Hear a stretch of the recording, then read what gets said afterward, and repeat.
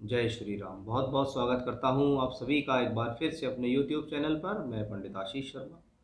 मेरा आज का ये वीडियो कर्क राशि वाले जातकों के लिए बहुत ही खास है, क्योंकि कर्क राशि वाले जातकों को 17 जनवरी 2023 से शुरू होने वाली है शनि की ढैया का प्रभाव। जब जब आपकी राशि से चौथे और आठवें घर में शनि का गोचर होता है तो आपके लिए शनि की ढैया की शुरुआत होती है, और राशि से 12वें, पहले और दूसरे स्थान पर शनि का ट्रांजिट होता है तो ये होती है शनि की साढ़े साती। यानी अगर गोचर काल में 30 वर्षों के समय पे देखें तो एक वर्ष एक व्यक्ति को 30 साल के अंदर एक बार साढ़े साती और 2 बार ढैया का प्रभाव देखने को मिलता है। यानी लगभग लगभग आप देख सकते हैं 5 बार शनि आपको प्रभावित करेंगे। यानी 30 में से 12.5 साल शनि का प्रभाव हर राशि व्यक्ति जातक के ऊपर अवश्य देखा जाता है। और जब जब वो शनि की ढैया या साढ़े साती का प्रभाव उसके जीवन पर शुरू होता है तो कहीं ना कहीं उसके जीवन में मानसिक पीड़ाएं और स्ट्रेस शुरू हो जाती है। क्योंकि चंद्रमा से देखते हैं हम शनि का गोचर, चंद्रमा हमारी मानसिकता है, चंद्रमा हमारा मन है, चंद्रमा हमारी सोच है, हमारा विचार है। जब उसके ऊपर शनि का प्रभाव होता है तो ये व्यक्ति को अवसाद देता है, चिंता देता है, डिप्रेशन देता है, स्वभाव में चिड़चिड़ापन देता है, क्रोध भी देता है। यानी किसी भी चीज़ को देखकर इरिटेशन होना, ये सब ऐसी ही कॉम्बिनेशंस में देखा जाता है। चंद्रमा अभी तक आपकी राशि से सप्तम भाव में चल रहे थे। सप्तम में था तो कहीं ना कहीं पद प्राप्ति के लिए भी अच्छा था। कुछ लोगों के विवाह भी इसने कराए हैं। जब ये ग्रह वक्री हुआ था उस दौरान खराब प्रभाव में आया था तो हस्बैंड वाइफ के रिलेशनशिप में भी इसने प्रॉब्लम दी थी। लेकिन हमारा जो विषय है वो ये है कि शनि की ढैया का प्रभाव आप पर कैसा रहेगा, कि भी चंद्रमा से अष्टम में गया हुआ शनि कैसा। यहाँ शास्त्र में ये नहीं लिखा हुआ कि वो स्वराशि का है, नीच का होगा, उच्च का होगा या मित्र की राशि का है।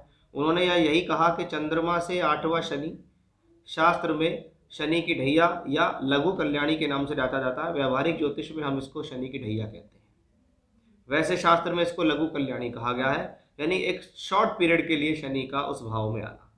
चंद्रमा से अष्टम में गया हुआ कोई भी पाप ग्रह मन में चिंता देता है। यहाँ पाप ग्रह की बात शास्त्र के अंदर हुई है कि जो ग्रह स्वभाव से अशुभ है, जैसे सूर्य है, मंगल है, राहु केतु है और शनि है, ये स्वभाव से अशुभ है। इनका काम है व्यक्ति को जो रिजल्ट देना है उस रिजल्ट में कहीं ना कहीं प्रॉब्लम देना। क्योंकि ग्रह जब स्वभाव से अशुभ है, फिर दो तरीके के व्यक्ति है, एक स्वभाव से सरल है, एक स्वभाव से अशुभ है, एक स्वभाव से संत है, एक स्वभाव से खराब है। तो आपको खुद समझ जाना चाहिए कि भाई हमारा संत जो व्यक्ति है उस समय डरना नहीं है, जबकि अशुभ जो स्वभाव वाला व्यक्ति है उस समय सावधान रहना। क्योंकि डरने से काम नहीं चलेगा, सावधानी से ज़्यादा काम चलेगा।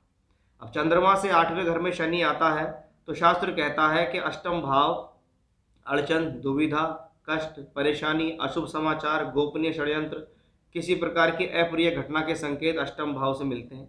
वहीं अष्टम भाव आयु का विचार के लिए भी है, अष्टम भाव मांगल्य जीवन के लिए भी है। शनि वहाँ अपनी ही राशि में होंगे तो दो चीज़ों के लिए आपके लिए अच्छा है कि भाई आयु को सिक्योर करता है ये ग्रह, मांगल्य जीवन को भी सिक्योर करता है। यानी कितना भी डिस्प्यूट्स लाइफ में चले लेकिन ये अलगाव नहीं होने देता, ये अलग नहीं होने देता, ये डिस्प्यूट्स या डाइवोर्स नहीं होने देगा। अब शनि का अपनी ही राशि में जाना एक अलग फल है, लेकिन शास्त्र के हिसाब से चंद्रमा से अष्टम भाव में गया हुआ शनि अगर शनि की ढैया देगा तो शनि है कर्म कारक। तो सबसे पहली बात, अपने कर्मों को साध कर चलो। इस दौरान आप ऐसे कोई कर्म मत करो जिसका इफेक्ट्स खराब हो, या जिसमें आपका मन ही उस चीज़ को गवाही नहीं दे रहा है अंदर से कि ये खराब कर्म है, लेकिन फिर भी आप उसके अंदर लिप्त हो रहे हैं। यही होता है शनि की ढैया और साढ़े साती के अंदर के व्यक्ति किसी न किसी प्रकार के या तो खराब कर्मों को कर देता है, या पिछले समय में उसने जो खराब कर्म किए हैं उसका खामियाजा यहाँ भुगतना पड़ेगा। कि मेरा ग्रह तो अच्छा है लेकिन फिर भी मुझे पता नहीं शनि की ढैया में इतने कष्ट क्यों मिल रहे हैं। ये वही रीज़न है कि कष्ट इसीलिए मिलते हैं कि शनि को कर्मों के लेखा जोखा रखने वाला ग्रह माना जाता है। जब ये चंद्रमा से आठवें घर में जाएगा तो एक बात ध्यान रखिए कि आपके मन में किसी ना किसी प्रकार का एक दुख रहेगा, किसी ना किसी प्रकार की टेंशन जरूर देगा ये ग्रह। क्योंकि चंद्रमा मन है, मन से आठवां घर। व्यक्ति अपनी सिक्योरिटी के लिए चिंता है, व्यक्ति अपने जीवन के लिए चिंतित है, व्यक्ति जीवन में मेहनत कर रहा है तो उसके लिए चिंतित है कि मैं जो मेहनत आज कर रहा हूँ कहीं मुझे वो फायदा मिलेगा या नहीं मिलेगा। इस प्रकार का दुख, इस प्रकार का तनाव देता है चंद्रमा से आठवां शनि। जब शनि कर्म कारक होकर यहाँ हो तो इसको ups and down in career के लिए भी जानते हैं कि इस दौरान कार्य क्षेत्र को लेकर उतार चढ़ाव की संभावना बनती है। इसीलिए शास्त्र में विशेष रूप से मुख्य भूमिका दी गई कि चंद्रमा से आठवां शनि शनि की ढैया है। उसमें कहीं नहीं लिखा हुआ कि चंद्रमा से अष्टम में सूर्य आएगा तो ऐसा होगा, मंगल आएगा, राहु केतु आएगा। शनि पे ही क्यों इतना प्रभाव दिया है? वो इसीलिए कि शनि को कर्म का और लाभ का कारक कहा जाता है। स्वभाव से अशुभ है, एक राशि में लंबे समय तक रहता है, इसलिए चंद्रमा से आठवां शनि आपके लिए कहीं ना कहीं कष्टदायी साबित होगा। इसलिए कर्मों को सुधार रखें। ये समय ups and down in career के लिए, तो ऐसे समय में आप शॉर्ट टर्म के लिए अपना काम ना बदलें, क्योंकि ये समय वैसा होता है कि आपको विचलित करेगा। विचलित करके को व्यक्ति को लगेगा यार मैं तो अपना काम बदल दूं, मेरा काम भी ठीक नहीं है, जबकि उसी काम से उस व्यक्ति ने पिछले समय में पैसा कमाया। जब उसके ऊपर कष्ट समय आया तो उसने सोचा है कि काम ही खराब है, जबकि ये काम खराब नहीं है, आपका समय खराब शुरू हो गया है, आप पे ढैया का प्रभाव शुरू हो गया है। कि जब अष्टम में शनि बैठता है तो अपनी तीसरी दृष्टि से वो दशम भाव पे दृष्टि देगा, जहाँ दशम भाव में पहले से ही राहु चल रहा है, कि अशुभ भाव है दशम भाव पर, उस पर शनि की दृष्टि भी, इसलिए कार्य क्षेत्र के लिए चिंता तो बढ़ेगी ही बढ़ेगी, स्ट्रेस बढ़ेगा, चिंताएं बढ़ेंगी, पहले के मुकाबले अधिक संघर्ष तो करना ही पड़ेगा। ये चंद्रमा से आठवां शनि चिंता में देता है, क्योंकि उसकी तीसरी दृष्टि होती है संघर्ष की दृष्टि। चंद्रमा से शनि का अष्टम में जाना और शनि की तीसरी दृष्टि का आपके दशम भाव पे आना, ये ही एक चिंता का विषय है कि एक तो अष्टम, ऊपर से तीसरी दृष्टि संघर्ष की दृष्टि, यानी कर्म के लिए संघर्ष कराएगा ये ग्रह। चंद्रमा से दशम भाव पर दो ग्रहों का शुभ प्रभाव हुआ, पहला राहु वहां बैठे हैं, दूसरा शनि की वहां दृष्टि है। इसलिए अपने कर्म को संवार कर चलो, आपको यहाँ विचलित नहीं होना। सबसे बड़ी बात ये ग्रह पूरी तरीके से ये प्रयास करेगा कि आपको विचलित करे, आपको हटाए, आपके मार्ग से हटाए, आपसे कुछ ऐसे डिसीजंस दिलाए जिससे आपका नुकसान हो।